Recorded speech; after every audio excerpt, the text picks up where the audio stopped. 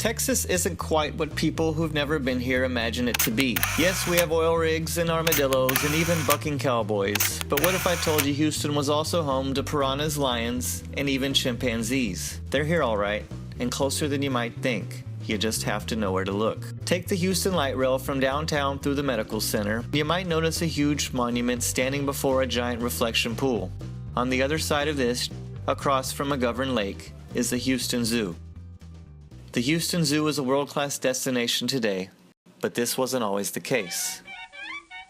It all started with an ostrich egg bought with the saved pennies of local schoolchildren. In 1914, the Houston City Council declared the Sam Houston Park Ostrich Enclosure as Houston's first zoo. In 1922, the ostrich, along with a few monkeys and other small animals, moved from downtown to its permanent home in the new Hermann Park, donated by local philanthropist George Hermann this same year as it hired its first zookeeper, Hans Nagel. Nagel acquired the animals through a combination of begging, borrowing, and mounting expeditions, occasionally with borrowed equipment.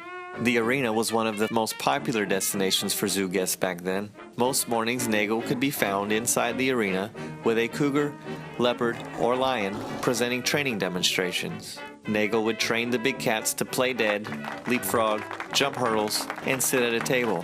More than once, Nagel's training demonstrations sent him or his assistant, Tom Baylor, to nearby Hermann Hospital. The Flamingo Pool was another early exhibit that helped put the Houston Zoo on the map. The exhibit features some of the first rockwork ever constructed, faux concrete trees, and a waterfall. Originally, the work seen in this vintage postcard was contained inside an aviary that housed not only birds, but tortoises as well. The Houston Zoo has changed a lot since those days, but there are still relics that remain to give its visitors clues of the zoo that once was. Today, the Houston Zoological Park sits on 55 acres between the medical center and downtown.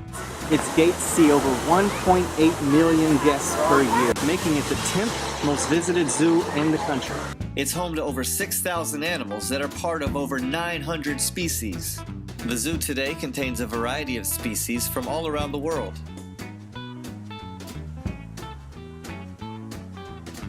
Here, you can see some of the world's most venomous snakes and exotic amphibians in the reptile and amphibian house. The sea lions seem to enjoy their newly renovated pool. Be sure to check the schedule to see when there's a sea lion show. The McNair elephant habitat is undergoing expansion for the largest mammals on land.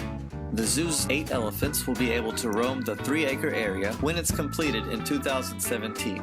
Or meet the queen of the jungle and so many other carnivores as you trek through the wild.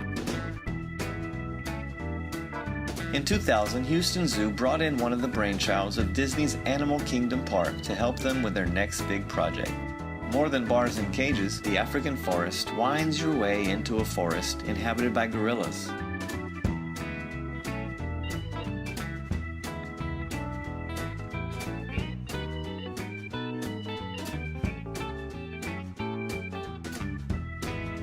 Opened in 2010, the African forest is a full experience.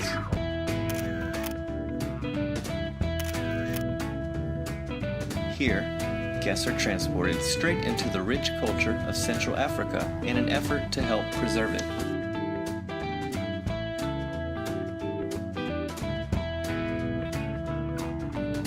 New CEO Lee Ehmke is here to complete the zoo's transition from confining to naturalistic for animals and for people. One of his major visions for the zoo's 100th anniversary in 2022 is a satellite zoo outside the city that would allow for more conservation.